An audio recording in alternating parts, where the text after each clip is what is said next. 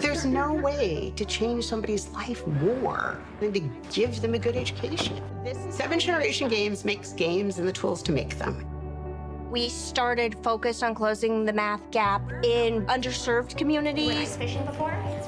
You talk about how do we get kids engaged, make it relevant, because it's really powerful when they see someone who looks like them reflected the very first time on their device.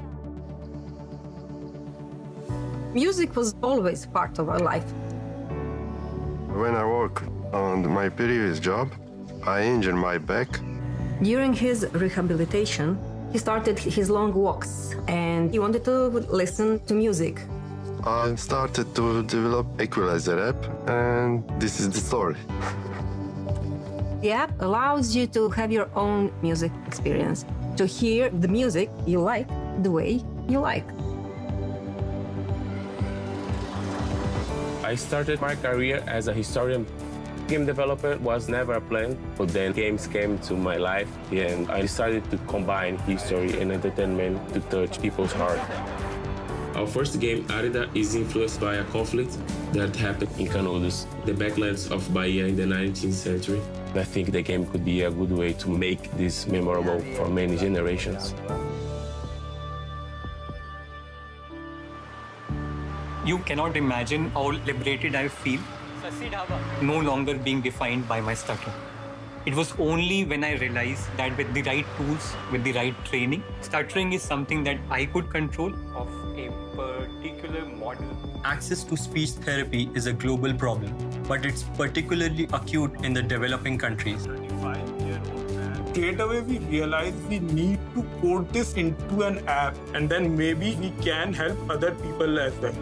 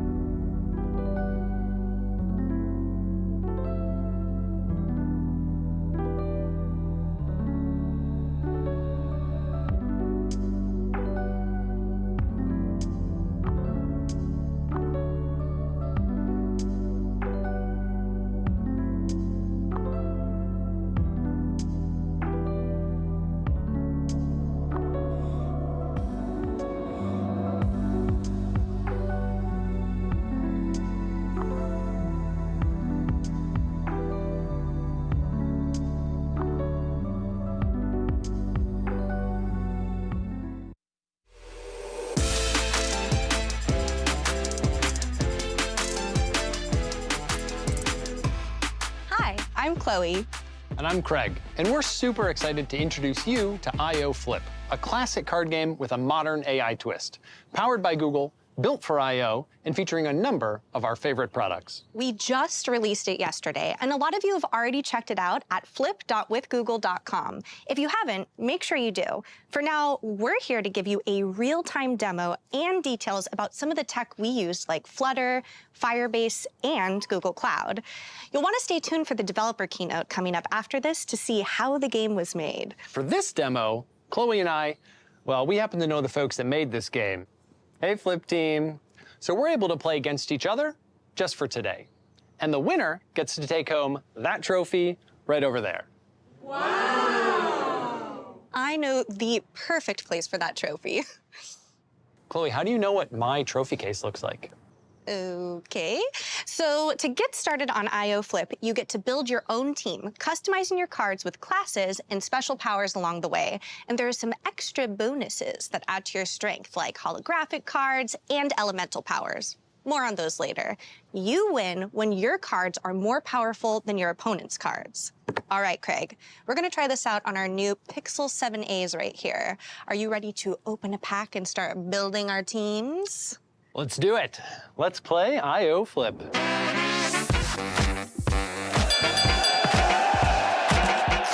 Okay, first we're gonna build an AI design pack of cards featuring some of our beloved Google characters, Dash, Sparky, Android, and Dino.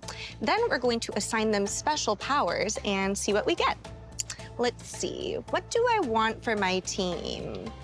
Ooh, I'm gonna go with Fairy because an army of pixies sounds like a crew that I wanna hang out with.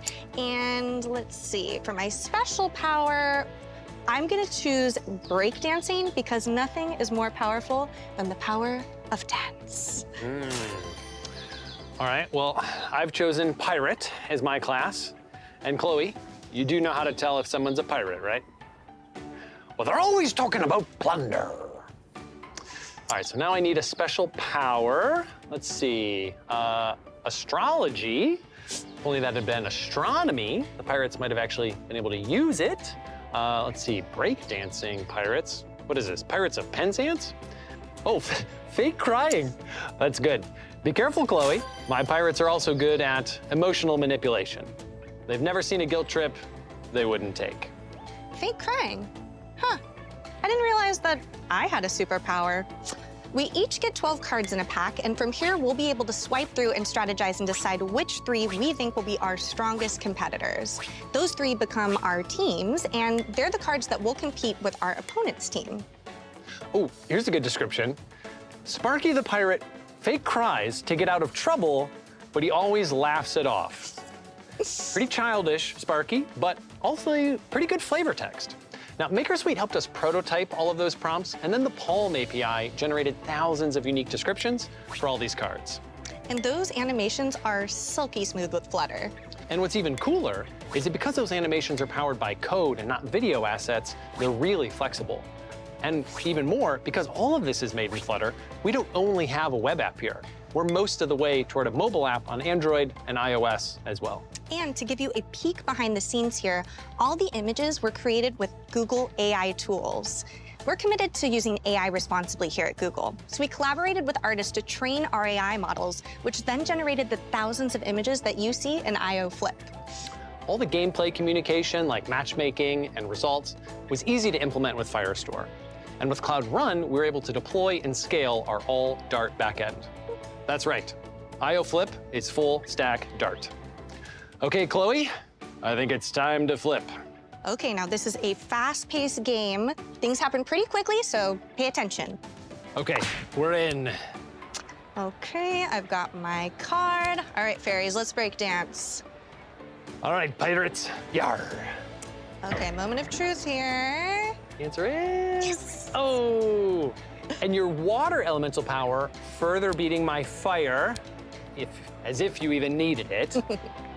Okay, round 2, pressure's on. I think I've got a winner.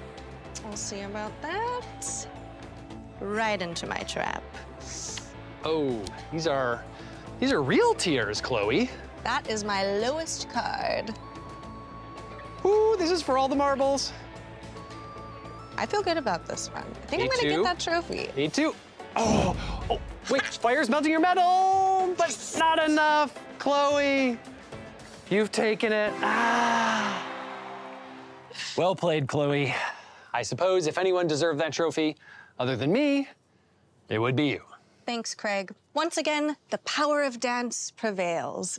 Super fun, super easy to play. I love being able to customize my cards and characters, and I can play quick games if I'm short on time, or I can play again to extend my winning streak. Want to play I/O Flip yourself? Go to flip.withgoogle.com to play on your laptop, desktop, or mobile device. Thanks for hanging out with us and checking out I/O Flip.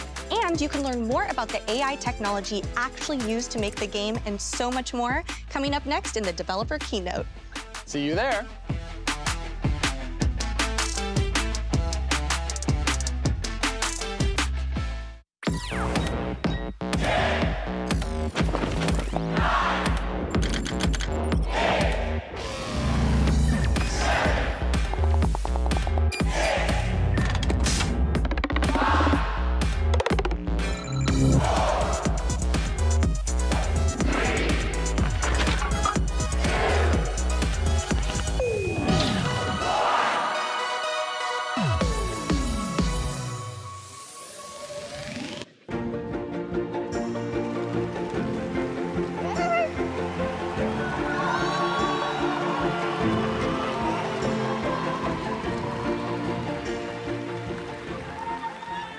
Welcome to Google I/O.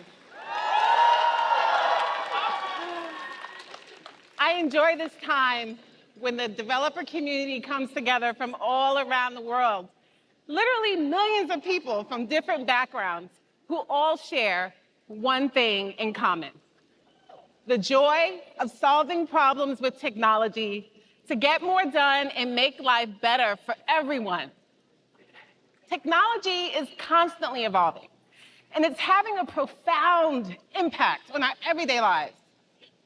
As developers, you're at the forefront of this sea change, the ones creating experiences that shape the world.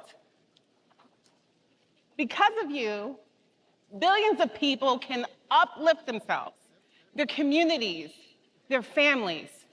That's why I love how Google is making deep investments to help you leverage the largest mobile platform on the planet, the most popular web browser, vast cloud services, hundreds of open source projects, and breakthroughs in AI.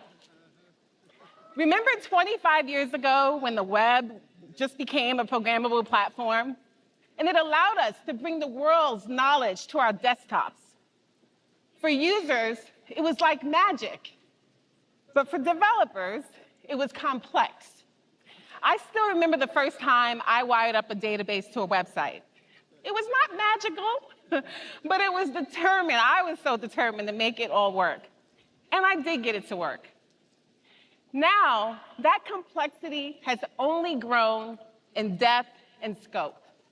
No matter what kind of developer you are, we're here to help you. Earlier today, you saw many of the ways that Google is using generative AI to improve our products, from search offering relevant follow-up questions, to Workspace assisting with drafting emails, and to Photos, letting you edit images in whole new ways. And as Sundar shared, Palm 2 is the foundation model that powers all of these experiences. We want to help you take advantage of that same technology to build your own innovations.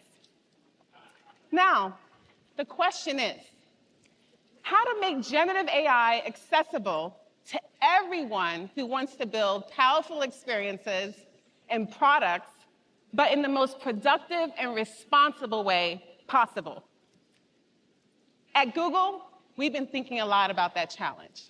I hope you'll see today that we're committed to providing open, integrated solutions so you can deliver amazing experiences that your users love. So let's start today by looking at how you can access the Palm 2 model yourself. Now, you may have seen the new game, IO Flip. Who's seen it? Everybody seen it? It's fun. I've been watching, seeing how so many of you have already started playing with it. How about we go under the hood for a look at how IO Flip is made? I've asked Simon to join me. Simon, are you ready? Absolutely, Janine. Hi, everyone. So, I've always been a gamer, but building games requires some creative skills that I wasn't born with. But with generative AI and all these amazing Google tools working together, it was easy to make this delightful game. So the game has some pretty unique and quirky characters. For all the collectors watching, how many cards are there? Well, we created millions of unique cards for the game. First, the pictures on the cards were created using a technique pioneered out of Google research called Dream Booth. It enables you to fine-tune image models with a specific subject, transporting them to anywhere you can imagine. So the picture is just one half of the card. Each one also has a fun description from the keywords that I select, right? Yes. Those keywords are used by us behind the scenes to build more complex prompts. Now, prompting models, it's a bit of an art form. You never know exactly what you're going to get, but experimenting with them is really part of the fun. Now, this is where MakerSuite comes in. It's an easy-to-use tool that runs in your browser and a place to experiment and craft your prompts. Let me walk you through how you can create these cool descriptions in minutes. OK, so here we have MakerSuite. Janine, let's make you a card. What class and power would you like your dash to wield? Okay, so now I enjoy a good meal. Let's go for a culinary wizard who's capable of making anything delicious. Coming right up, and in the great tradition of TV chefs, here's one I prepared earlier. First, as you can see, we provide the model with some context. You're a writer for descriptions of a trading card game. And then we give the model an example. Here's a pretty cool one for Sparky. Finally, it's time for Dash.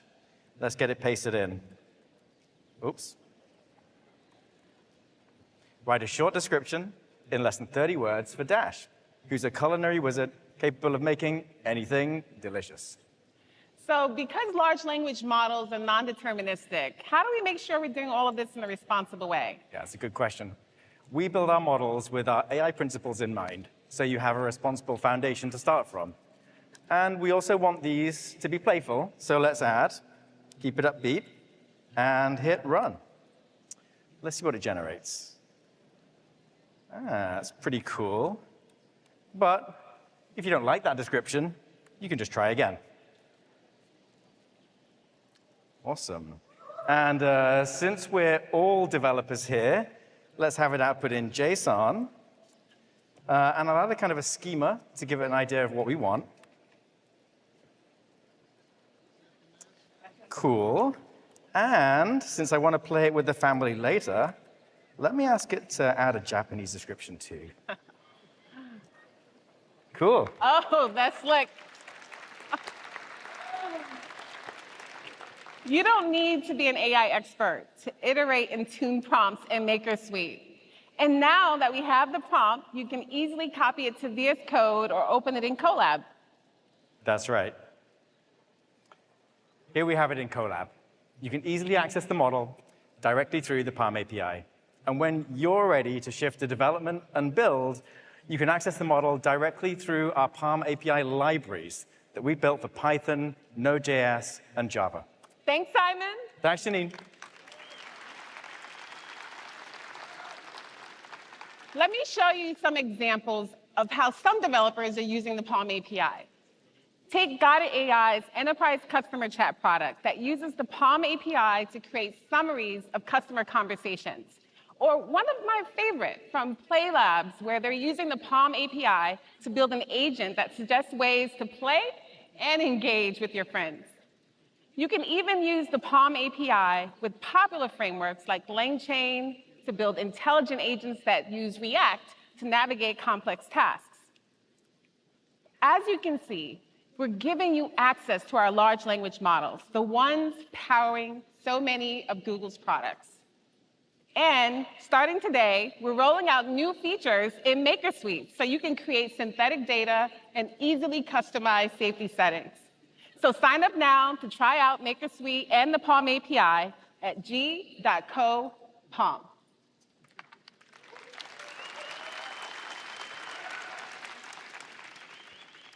We're also thrilled to release several new Firebase extensions that use the Palm API. So you can integrate and extend from Google and other API providers. Take the new chatbot with Palm API extension, so you can easily add a chat interface for continuous dialogue, text summarization, and more. Last month, we added coding capabilities to Bard, an experiment that's now powered by Palm 2. Bard can act as your collaborator in over 20 languages, helping you to generate code, find bugs, add annotations, and more. My favorite thing to do is play with Bard to help me learn something entirely new, like asking for examples of code in a different language. Over the next hour, you will see more exciting ways that AI can help you to be more productive with all the tools and platforms that you rely on. Next, let's get Matthew on stage so he can tell us more about how we're helping you to be more productive in mobile development. Thanks so much, Janine.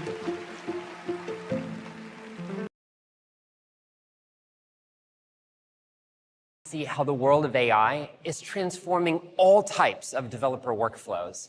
It's making traditional tasks easier and the previously impossible entirely within reach. We want to share 3 things from the world of mobile and Android development with you.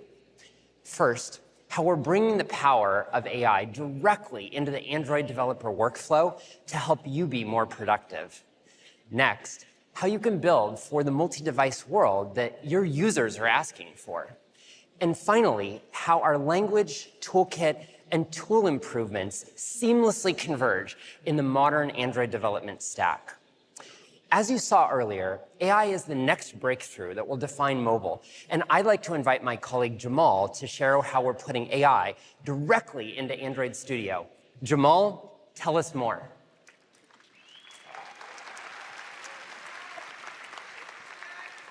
Thanks, Matthew. I'm going to share with you an example that underscores not just how we approach AI, but how we approach everything we build for you as mobile developers. A focus on helping you stay productive, become more efficient, and get the most out of Google technologies. Now, if you didn't know, 10 years ago, we launched Android Studio with a focus on delivering innovative Android developer tools. Today, let me show you how we're continuing to help accelerate your development with demo innovations in AI called Android Studio Bot.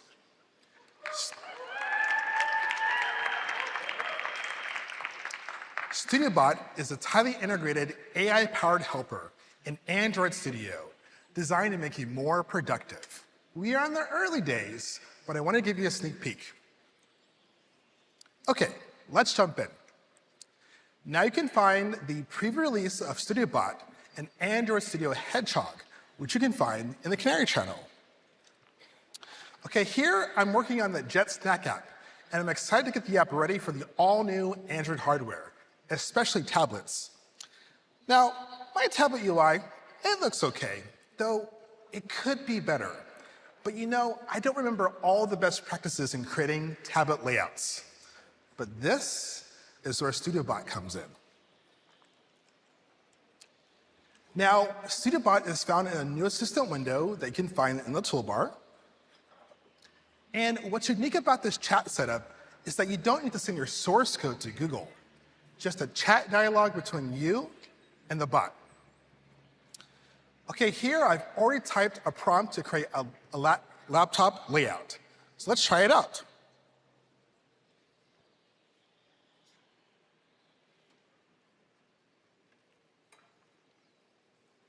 All right, nice. I have a quick response on how to add this layout. Now, what's nice about this integration in Android Studio is that we can recognize the response as code with the right syntax highlighting per your custom ID settings. However, StudioBot does more than just generating code. It's a place to ask questions in context. So for instance, I don't need this layout in XML, but in Kotlin, since I'm doing this app in Jetpack Compose. So let's ask StudioBot.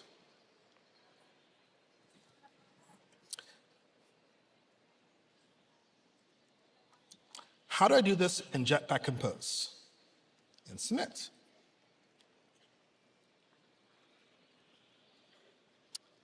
And perfect. The code makes sense.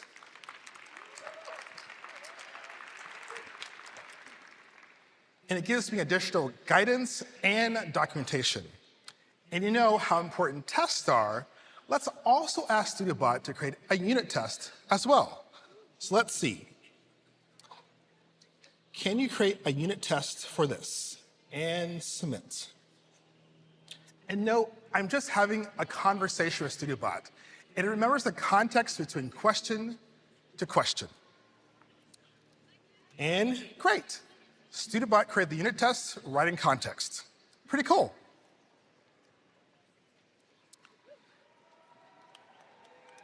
Now, as you look at the code for a Compose layout, there are steps such as importing various dependencies. StudioBot recognizes this. And with the smart actions that StudioBot generates, I can directly convert this snippet into my project with the right imports and dependencies. So let's try it out. So let me click on this Explorer and Playground, expand, and there we go.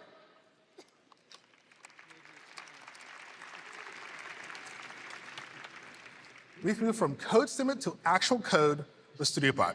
Pretty cool.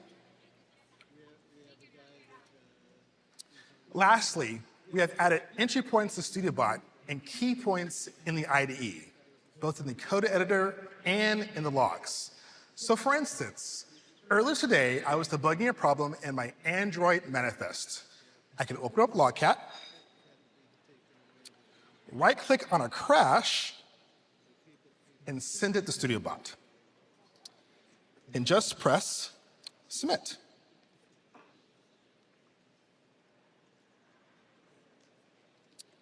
And there we go. StudioBot explains the crash, and it knows that I forgot to add the internet permission. And it also gives me a quick action to add the missing line of code to my manifest, which I can fix in one click.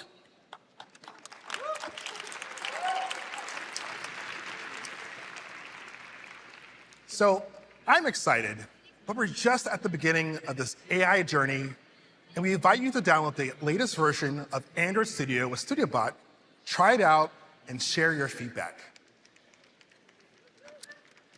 Now, once you have built your app with the help of StudioBot, you're ready to publish to Google Play. And here, we're also bringing the power of AI. So today, we're launching a new experiment of the Google Play console that will generate custom store listings for different types of users. You will ultimately have control of what you submit, but Google Play is there to help you be more creative. So from start to finish, develop to publish, we're deploying AI to help you move faster and to be more creative.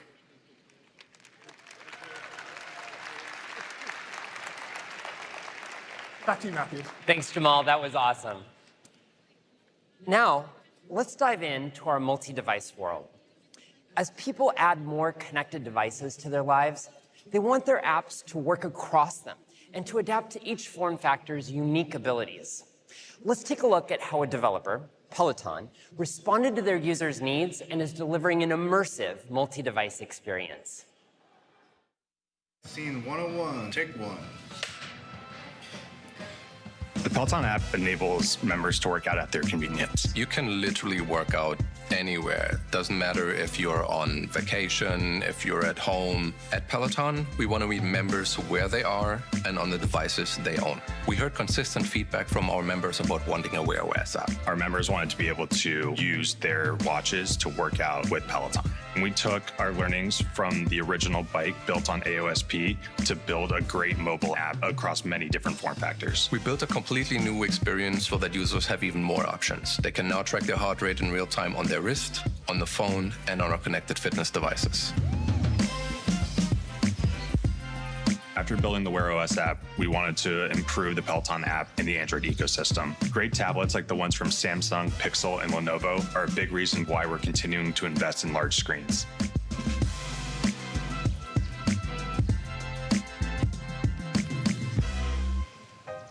With the Android SDK and Jetpack libraries, it's really easy to create a flexible UI to adapt to the different screen sizes. We use the Jetpack window manager to support foldable specific use cases, like tabletop mode in our video player. Now we're positioned to be even more forward-thinking by investing in exciting new form factors. Heart rate monitor usage in our app is correlated with higher engagement, better workout experience, and more workouts a month. Since launch, we've seen a bump in total workouts taken on the Android platform. We're very confident that Wear OS was a considerable driver. In the Android ecosystem, there are so many different devices with varying capabilities, like phones, watches, tablets, and TVs. At the end of the day, we want the Peloton app to be awesome wherever our members use it.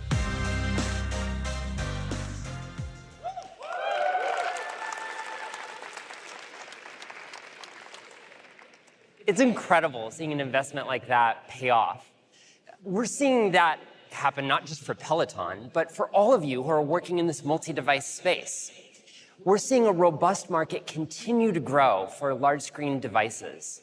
Tablets, foldables, and flippables provide a huge opportunity to reach premium consumers.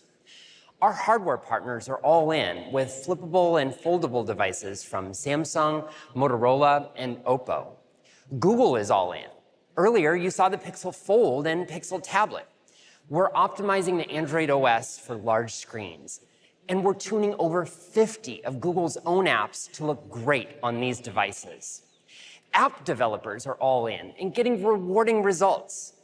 Apps like Concepts and Unext are seeing dramatically more installs and more engagement on tablets and Chromebooks. WhatsApp, eBay, and Canva are also giving users richer experiences on these screens, and as a result are seeing their Play Store ratings increase. If you're excited about enhancing your app for large screens, here's how you can get started. First, start with Jetpack Window Manager and Windows size classes and create layouts that take advantage of the large screen. Version 1.1, available now, has activity embedding, the fastest way for multi-activity apps to provide great large screen layouts. Next, leverage posture detection for foldables and flippables with Jetpack Window Manager and poses in the device emulator in Android Studio, like Google Meet did here. Third, grow your installs on Google Play. To help users discover your optimized apps, we're featuring high-quality apps more prominently in the Play Store and showcasing those with device-specific screenshots. Finally, test out your experiences. We're adding Pixel Fold and Pixel Tablet configurations to the Android Studio emulator. And I'm excited to share we're announcing physical device streaming for these Google devices in Android Studio. This lets you see how your app runs on Google-hosted Pixel Fold and Pixel Tablet devices right from your IDE. You can sign up to join the waitlist today.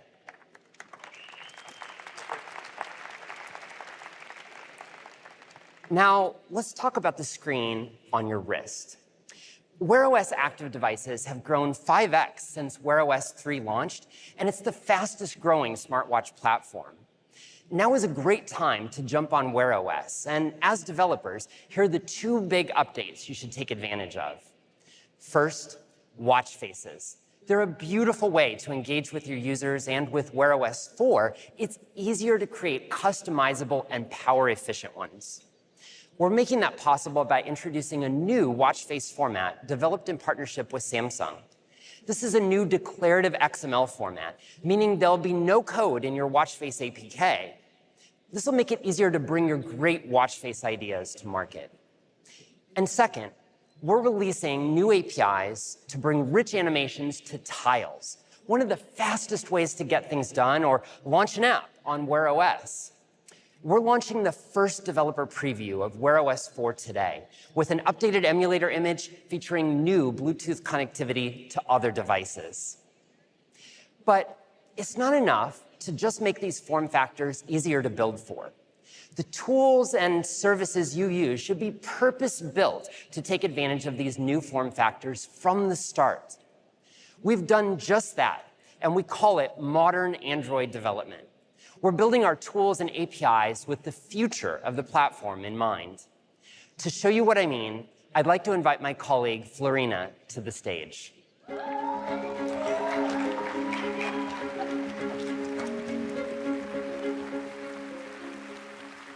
We know your to-do list is long and your time is precious. We want to help you do more faster. Modern Android development gives you the APIs, tools, and guidance to speed up your flow and help you write safer, better code so you can focus on building amazing experiences. We aim to reduce the complexity and the cost of both building and maintaining rich cross-device apps, so everything you learn applies across the entire ecosystem of Android devices. I want to share 3 of my favorite updates that help you save time and set you up for the future of the platform. First, Jetpack Compose, which makes it faster and easier to build high-quality UIs. Today, over 24% of the top 1,000 Android apps take advantage of Compose's productivity boost, double since last year. The Google Drive team told us that Compose, combined with architecture improvements, cut their development time nearly in half. And Clue increased their development speed 3 times after rewriting their app in Compose. That's pretty amazing.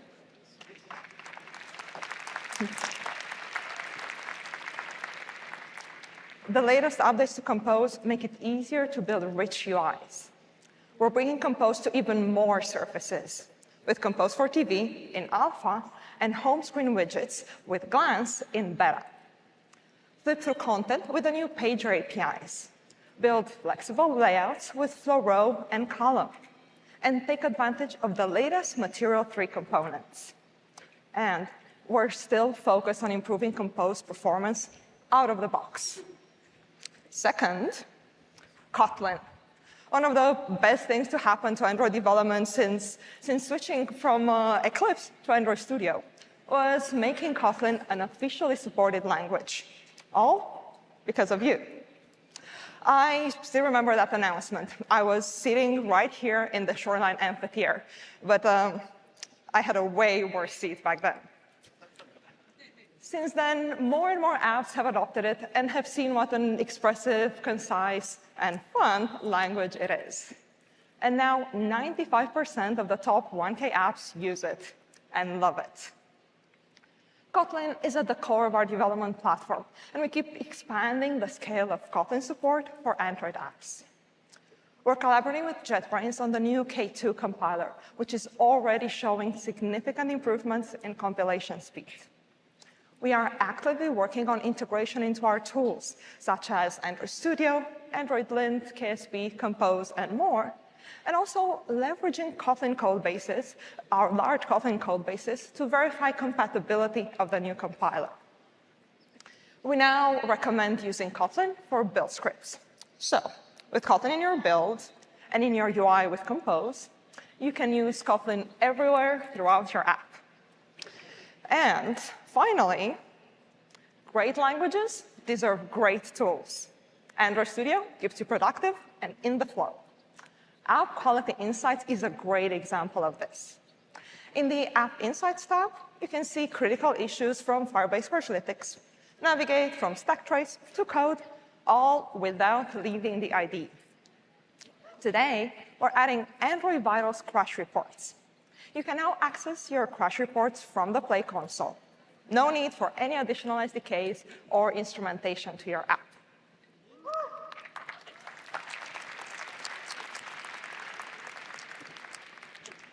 From making debugging better to updates in Compose and Kotlin, these were 3 of my favorite updates in the world of modern Android development.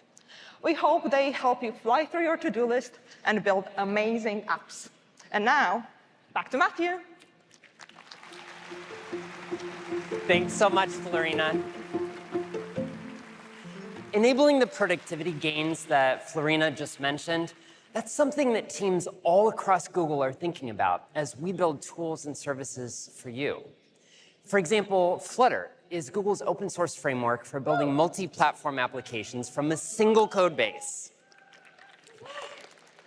When Betterment wanted to shift their strategy to a mobile-first approach, they turned to Flutter to share their code base across iOS and Android, which allowed them to achieve 100% feature parity across both platforms.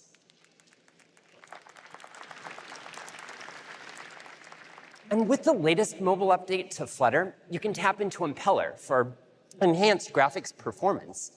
Additionally, with Flutter 3.10, we now include a JNI bridge to Jetpack libraries written in Kotlin, so you can call a new Jetpack library directly from Dart without needing to use an external plugin. Whether you want to shift your strategy to be mobile first or expand your app to new form factors, our mission is to give you simple, helpful tools that save you time so you can build great mobile experiences. Next, to talk to you about what Google is doing on the web, I'd like to invite Matt Waddell to the stage.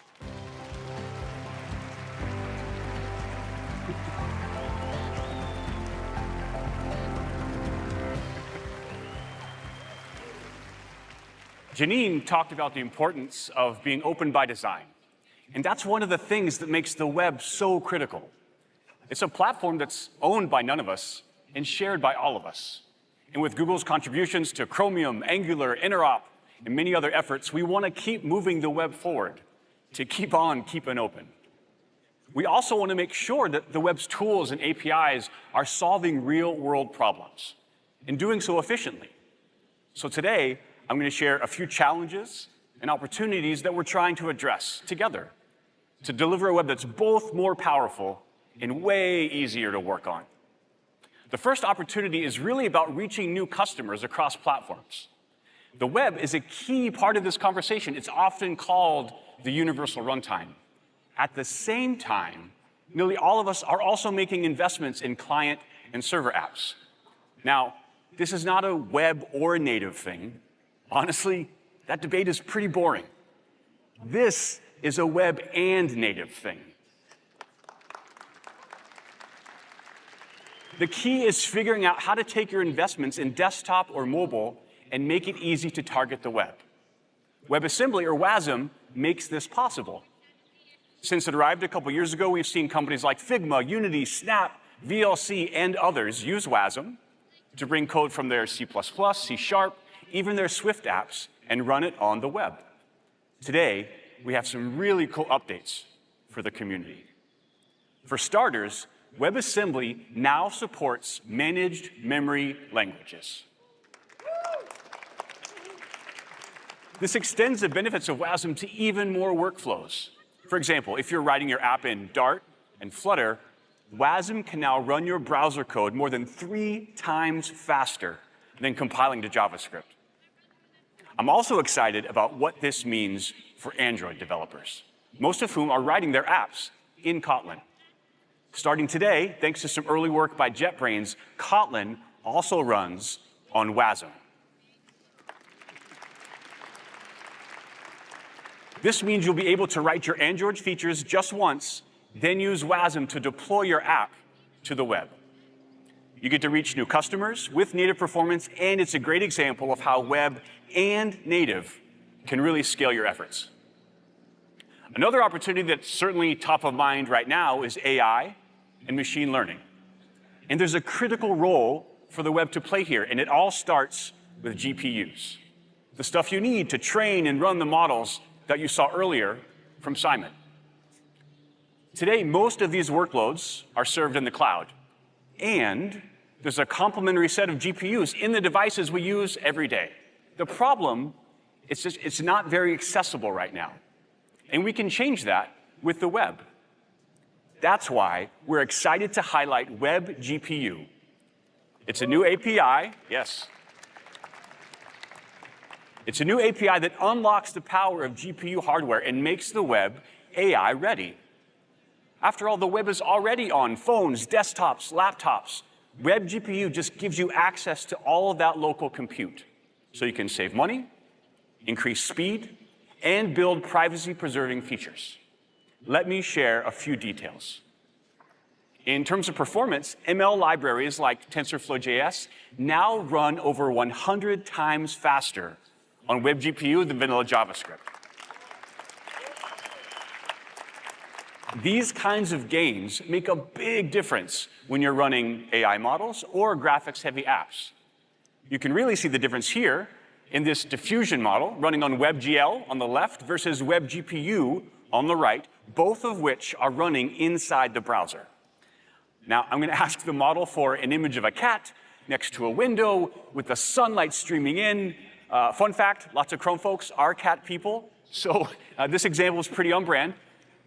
As you can see, Web GPU finishes in just under 10 seconds, while WebGL takes over 3 times longer. And until recently, WebGL was the fastest implementation on the web. AI, ML, LLMs, look, they're a big deal for a good reason. And by using Web GPU, you can now build your app with compute that's both in the cloud and on the local device. I also just want to acknowledge the many new APIs and components that we're discussing at I/O to deliver a more capable platform. I'm not going to do them justice in just 5 seconds, but there are more than 100 new updates in the I/O sessions that we'll discuss, from storage solutions like SQLite to UI features like view transitions. We do this work as an ecosystem, so please do check them out. Now, so far we've talked about a more powerful web. These APIs and these features, they're cool. What's really cool, though, is when they're easy to use and they seamlessly match your workflow. So you can spend more time actually building and less time as a systems integrator. let me show you some updates that will really enhance your productivity. The first is about web frameworks.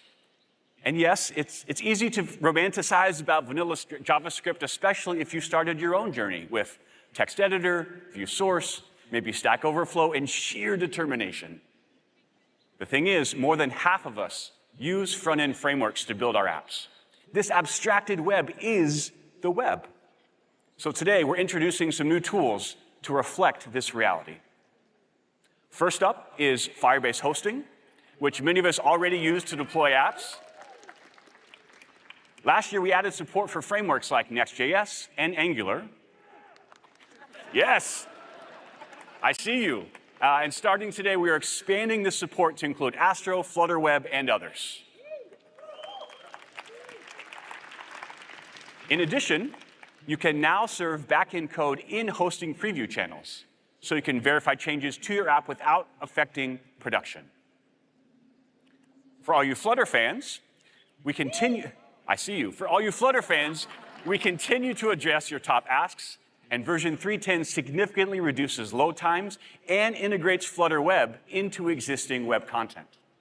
In fact, what you're going to see here is an example of Flutter Web running inside of an Angular app. It's like a big framework hug. Finally, regardless your framework of choice, you'll eventually need to debug some of your code. It happens. Many of us debug with Chrome DevTools, and starting today, it does a much better job of code that's generated by modern frameworks. From cleaner stack traces, to a new show your code option, to more breakpoint reliability. It just works, so you can focus on your app experience. Another area that really impacts productivity is performance tuning. Have you already reduced your load times by 3x? Probably yes. Do you still want it to be faster? Also probably yes. And too often that work feels like you're trying to do it with your eyes closed. We want to help. So today we got a few updates that offer insight into real-world performance and make it easier to actually achieve your performance goals. In terms of metrics, Core Web Vitals has emerged as a key yardstick for quality and performance, with an initial focus on page loading. At the same time, we know that page responsiveness is a key part of the overall experience. Is your app reactive or responsive, or more a snap in a given session? Today, we're announcing that interaction to next paint, or INP, is graduating from experimental, and by next year, it'll become the vital metric that captures that dimension of responsiveness. The lower the number, the more users are getting immediate feedback in your app. And that kind of intel is crucial when it comes to app quality. To help you actually reach your performance goals, we've been working with frameworks to integrate vitals into measurement directly. And as of today, that set includes Next.js, Nuxt, and Angular. And if you use Angular, version 16 now includes a new reactivity model and improvements to server-side rendering and hydration that significantly improve your vital scores. Look, we get that app performance isn't just an optimization. It's one of your most important features. And today's updates are designed to really speed things up, both in terms of the benchmarking and the actual tuning. Okay, one more thing, and I really do mean one more thing, both because I'm going to hand off after this and because it's something that I'm especially excited about. So far, we've talked about APIs, capabilities, quality improvements, tools, all the things that you can do on the web platform. And yet, all too often, the dub actually stands for Wild Wild West. Is this API supported in this browser? Can I depend on this CSS transition? Am I getting the latest and greatest when I use this framework? Trying to make sense of all that is like that moment, it's like just before the orchestra starts, when everyone's tuning their instrument, it's big and it's loud and it's noisy. And then the musicians come together around a single shared note. And it feels great. We want to bring that level of clarity to platform changes. So we've been working in the WebDX community group with browser vendors like Apple, Mozilla, Microsoft, framework providers like Angular, Nuxt, Next.js, to establish a stable and predictable view of the web, and it's called Baseline. Baseline captures the evergreen set of features that are supported across browsers, and it finally takes the guesswork out of, can I actually use this in my app or not?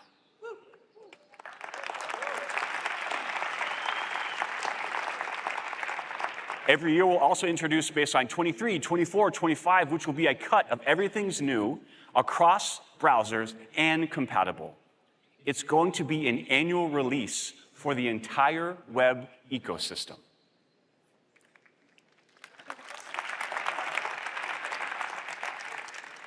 MDN has been a close partner in this work. So here's Hermina Conde to share more. Thanks, Matt. Hi, everyone. I'm Hermina Conde, and I'm the director of MDN at Mozilla. At MDN, we provide documentation for modern web development to more than 1 million developers every day. However, we understand that keeping up with the constantly evolving web platform is a major challenge for developers. More importantly, there is tremendous innovation happening in the browser space, and developers don't have a common language to talk about the features that are generally available for use on the web. To address this issue, we've partnered with Google and the WebDX community group to provide a transparent view of stable and well-supported features that drive the platform's growth, giving developers a simple and clear signal of what's the baseline for the web platform. Starting today, we'll be rolling out this labeling on our site, as you can see here, and hope to cover all relevant features in the coming months. Back to you, Matt.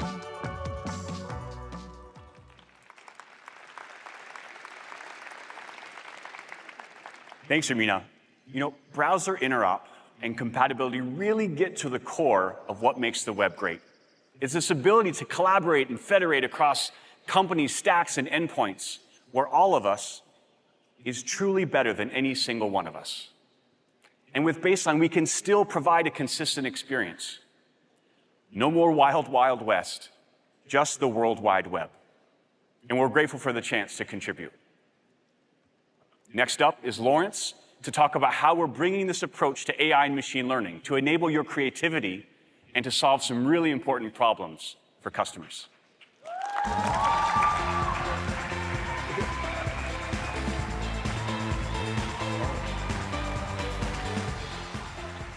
Wow, Matt's a hard act to follow.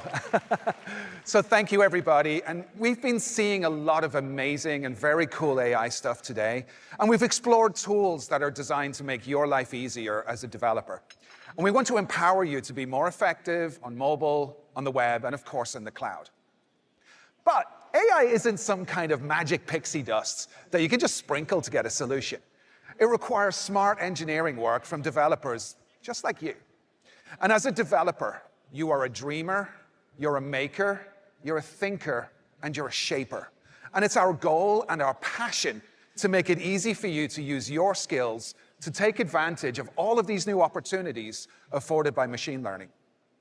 So let's take a look at how coders just like you were able to engineer a solution for my friend Lance, who was able to reconnect with the world after he lost everything. This is my smart guy room. This is my dog, Wiki, and Sammy.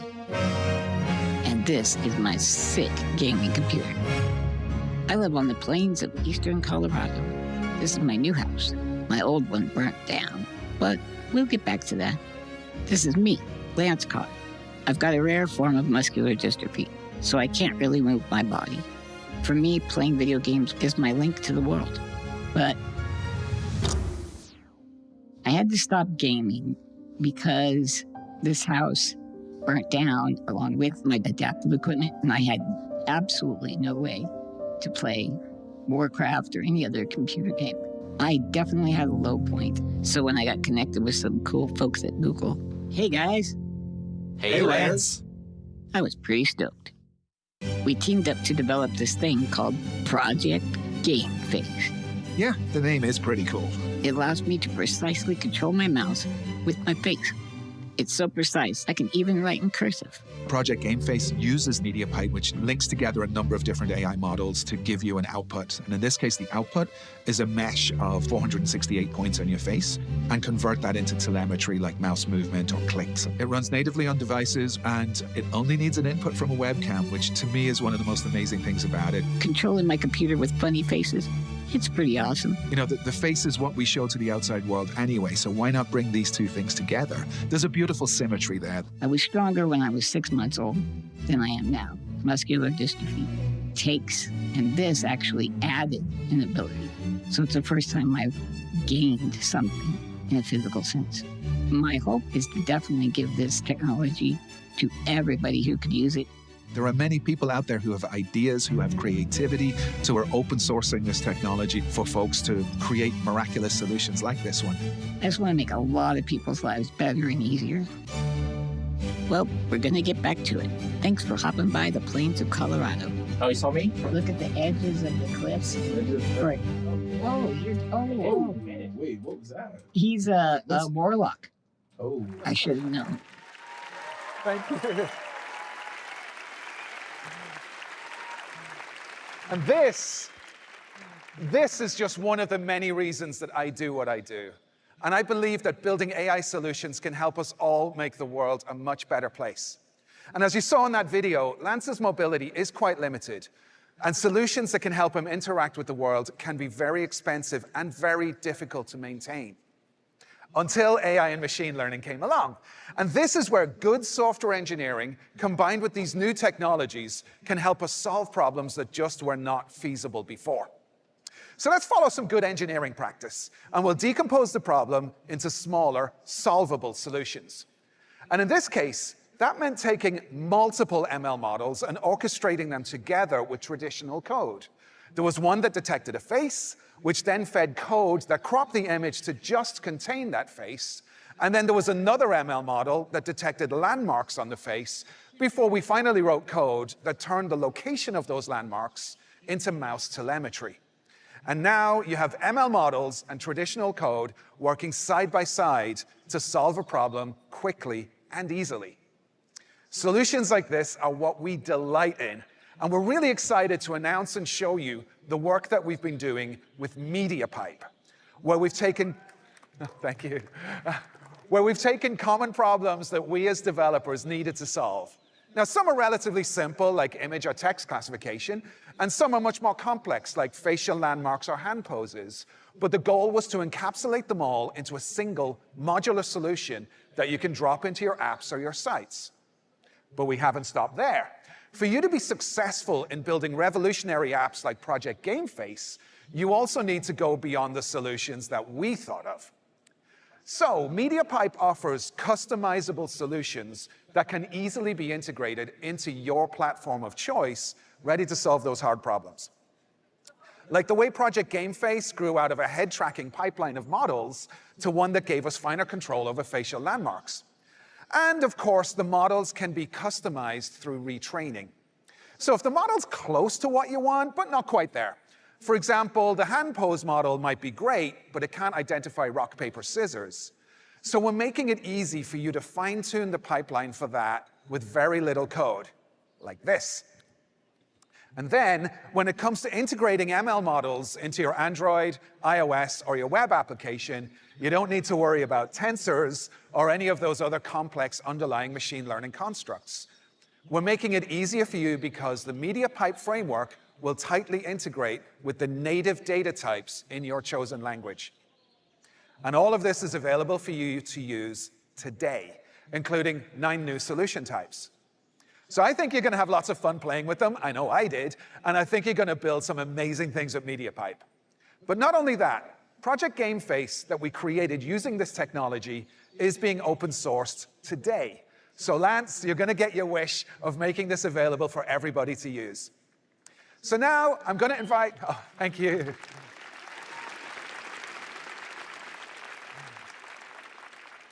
So now I'm going to invite my friend and colleague Sharbani on stage, and she's going to tell us more about how we're powering end-to-end workflows for you to build on. Sharbani. Thank you so much, Lawrence.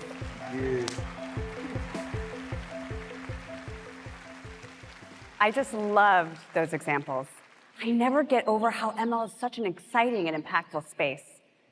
Our machine learning products are underpinned by deep customer needs, be it for diverse technical customers and partners across the globe, or right here at Google.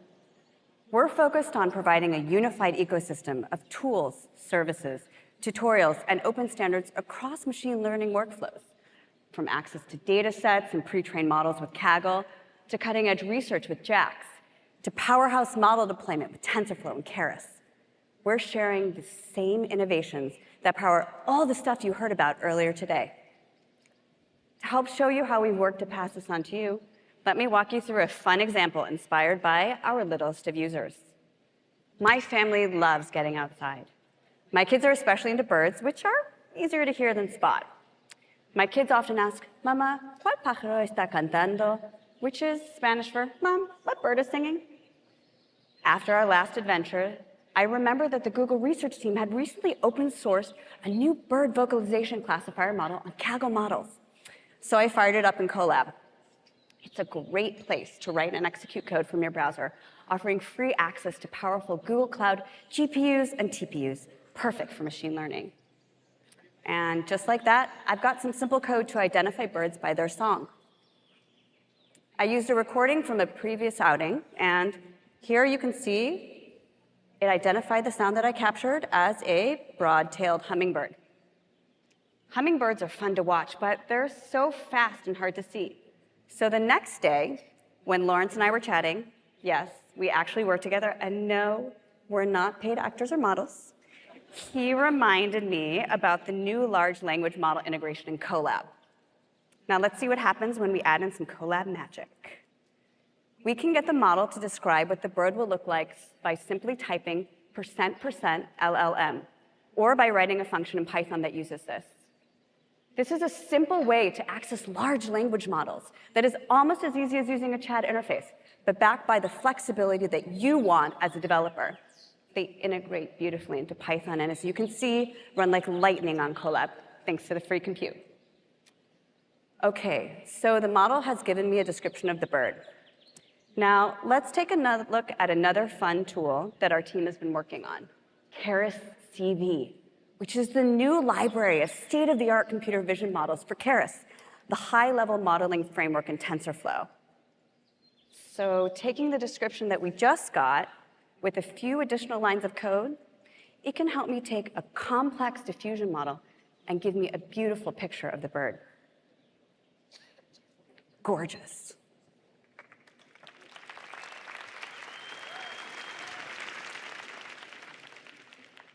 Keras CV and Keras NLP are toolboxes that solve many common ML developer problems. Avoiding overfitting? Check. Augmenting data? Why, yes, we've got you covered. Transformer-based models? Yes. All within the familiar Keras API. Also, Keras CV and Keras NLP models are part of the TensorFlow ecosystem, so you can run seamlessly inference on device, in the browser, or on almost any compute surface. Now, I know this is a fun demo I built for my kids, but think about what we just did. We went from a sound to a picture through a process of orchestrating multiple complex models with some simple code in a matter of minutes. And what I showed you was a process for how we solve problems, whether it's a bird or a plane, and detecting flight contrails to mitigate global warming. By the way, check out that competition on Kaggle. We want to enable you to solve all these problems with machine learning, wherever you are in your workflow and wherever you are in your AI journey. There's a lot to take in, but we can help you today. Visit g.co/AI/build to learn more about the new technologies and techniques I just shared, including Keras, TensorFlow, Kaggle, Colab, and more.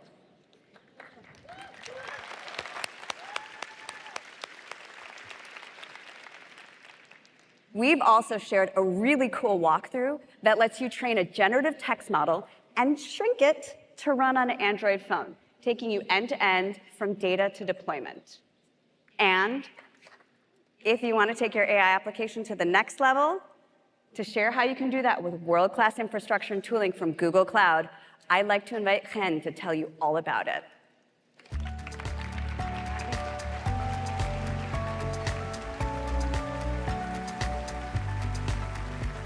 Thank you, Sharbani. When it comes to cloud, generative AI is opening the door for professional developers with all different skill levels to be productive.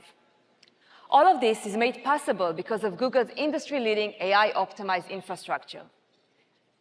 With our new cloud capabilities, along with managed services, you can build enterprise-ready applications without needing expertise in areas like security, scalability, sustainability, and cost management. Like you heard from Thomas, we are transforming cloud development with Duet AI, a new generative AI-powered collaborator that acts as your expert pair programmer. We believe Duet AI fundamentally changes how developers of all skill levels can build cloud applications. It provides collaborations where you need it, within Cloud Console, chat, and your IDE. With Duet AI, you will also have the power to not just call Google-trained models, but also custom code models trained directly on your code. Well, instead of me telling you about it, let me show you how. Let's say I'm running a shopping website called Symbol. And thanks to Google Cloud, we have a global footprint. We have lots of customers in India, so we want to give them a better experience. And the first step is to support the Hindi language. So I head over to Cloud Workstation, my secure, fully managed development environment, which is now available in GA. And all I have to do is to create a function and add a comment. And now, thanks to Duet AI, I can see a code snippet for using Cloud Translation API is suggested to me immediately. Generated code is a good start, but good software engineering practice, like ensuring that my dependencies are up to date, is essential. So before I go to production, I can check these and ensure they work. It looks like I have an old version of a telemetry library. So let's click Upgrade to fix it. And my website now supports Hindi. Bahut acha. What would have taken me a long time, not to mention I might not have been able to do it on my own, just took me minutes. And one of my personal favorite ways to use Duet AI is making the work of maintaining large code bases simpler. I've come across this code, which I'm not familiar with. Well, now instead of pinging the owner, searching for related code, and spending long time reviewing it, I can just ask Duet AI to help me understand this piece of code. And here it is. If you want to give it a go, sign up for Duet AI today by joining our Trusted Tester program.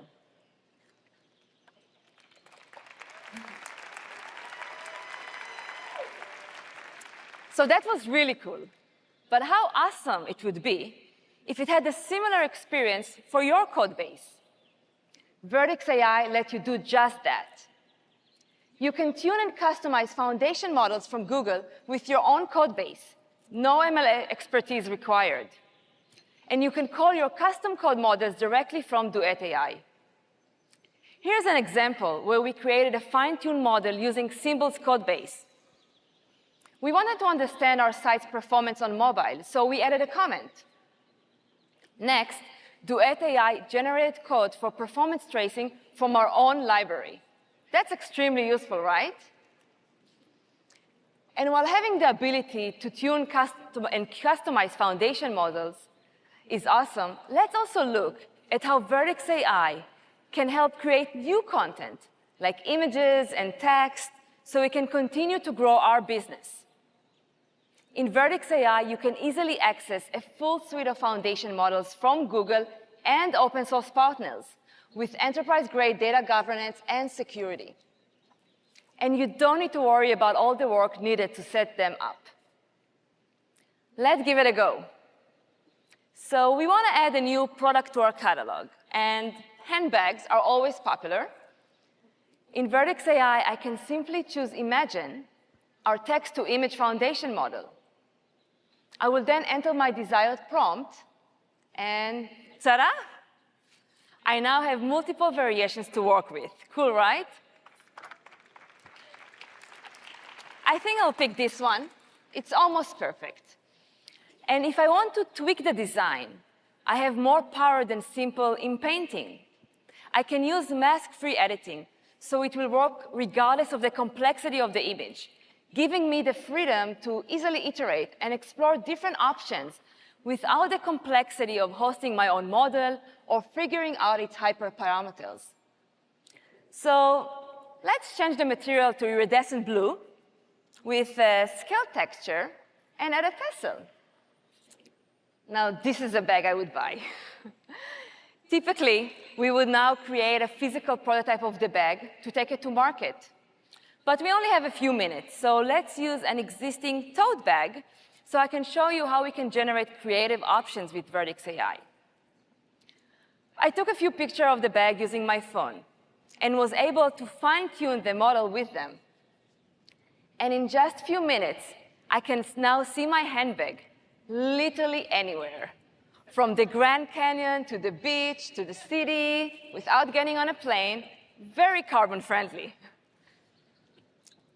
This shot is my favorite, and I think I'll use it. With Vertex AI, I can quickly and easily upscale it so it looks consistent on high-resolution displays in my online store and in print. It's almost ready to be added to my site. As I'm expanding globally, the power of Vertex AI will let me to generate text captions for accessibility and localize them into more than 300 languages. Maybe my next market will be Arabic speaking. So let's translate the copy and, that was easy.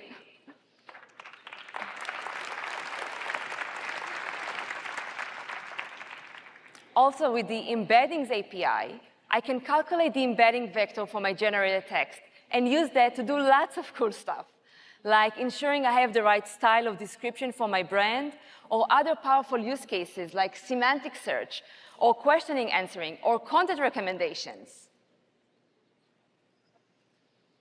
We love how generative AI makes workflows simpler, and the power of Vertex allows you to do it at global scale, easily, securely, and safely. Just imagine what ideas you can now turn into reality and reach a global audience. Speaking of global reach, over 3 billion and businesses from across the world rely on Google Workspace daily. They can use it to create, connect, and collaborate. What if you could leverage the power of Duet AI to build apps on Workspace without even knowing how to code? Let's say I'm asked to create an app to better manage travel requests for our team. I head over to AppSheet, a no-code platform used to build apps integrated with Google Workspace. I describe in natural language the travel approval app I want to build. Next, Duet AI walks me through the process step by step, asking a simple set of questions like, how would I like to be notified? What are the key sections of my app? And most importantly, what's the name of the app? Let's call it Simple Travel. Once the questions are answered, Duet AI creates the app with travel requests from my team within Google Workspace.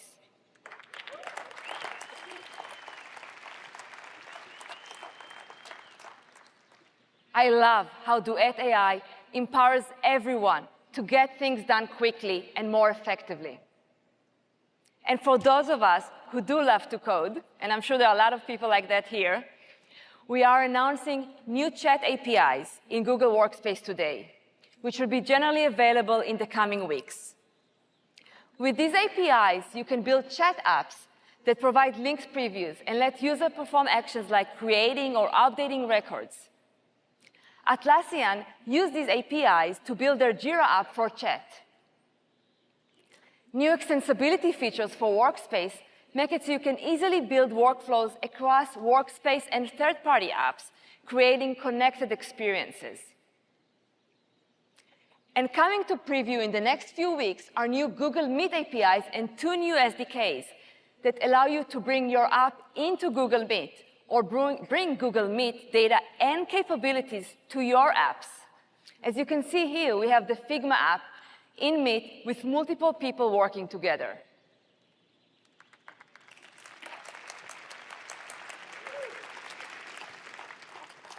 All of these AI investments we showed you today can fundamentally transform the way all cloud users, whether you're a developer or a business owner, build new experiences.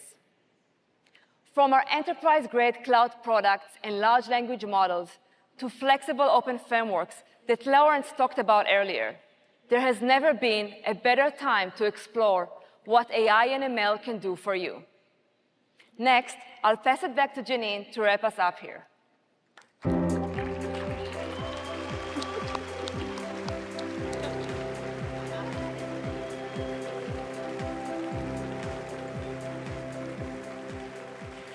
Today, we're seeing what happens when software engineers and new technologies like AI work together. We can unleash creativity and build things that simply never existed before. What's really amazing is the impact that we can all make together as a community. And I'd stress that we're really only just getting started. The opportunity to be a part of something wonderful is right there for all of us. Let's explore what happened when over 1,000 developers came together on Kaggle to solve a problem experienced by the parents of deaf children. We're a family of 4.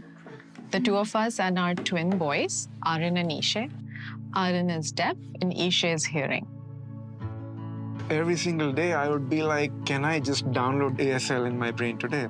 Can I just become proficient? I know what I want to say to this kid. Can I just find the language that he understands? No one told us it was important for us as parents to learn ASL. Like, how would we communicate with our daughter if we didn't learn ASL? Learning any language is pretty difficult, but if you put it in the perspective of learning a language to communicate with your child, it's something that you know that you need to do.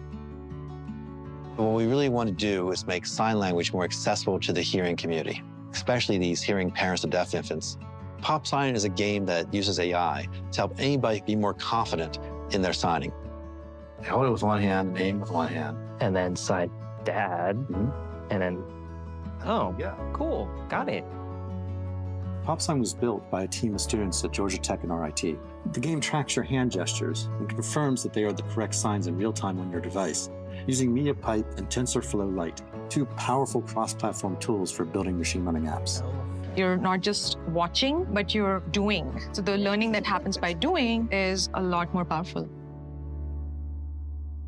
This is just the beginning of a journey, and there are going to be lots of positive ripple effects, new innovations, new technologies, human connections, so that people can understand different people's lives, both for the deaf and hearing. As a mom, I always felt connected to her, even without language. But now that we're learning ASL, our connection is blossoming and our relationship is better than ever.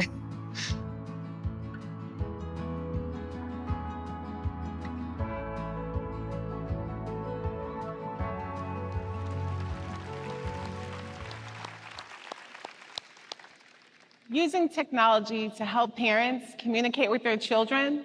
Now, that's stories like that I've been waiting all year to be able to share, because it shows what's possible when technology is accessible to everyone.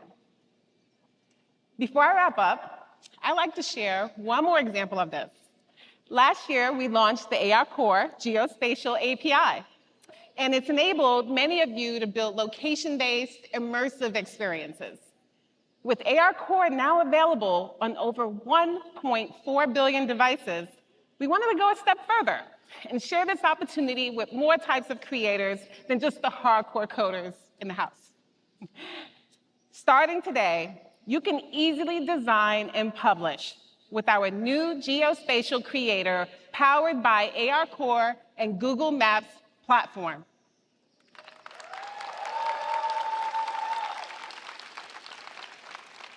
It's available today in tools that creators already know and love: Unity and Adobe Aero and Geospatial pre-release. Anyone can now create engaging AR experiences with just a few clicks. To give you an idea of what you can achieve with these tools, we're partnering with Taito to launch the Space Invaders World Defense game later this summer.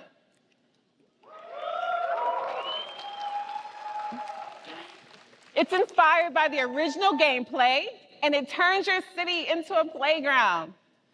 Today, you saw how we're making it easier for you to cut through complexity and make your apps work even better in this multi-device, multi-platform world. We're bringing the power of AI to help guide you throughout your entire development experience with assistants built right into Android Studio and Google Cloud. You can access the same foundation models to build your own AI solutions with Maker Suite, Firebase, and Vertex AI. And Google's commitment to the open web hasn't changed. We're still collaborating with the community to push forward innovations like WebGPU to make the web AI ready, like WebAssembly to accelerate app performance, and Baseline so you can build with confidence across browsers. And now, you can head to the Google I/O website to find 200 sessions and other learning material to go deeper into everything you heard today, all the I/O announcements.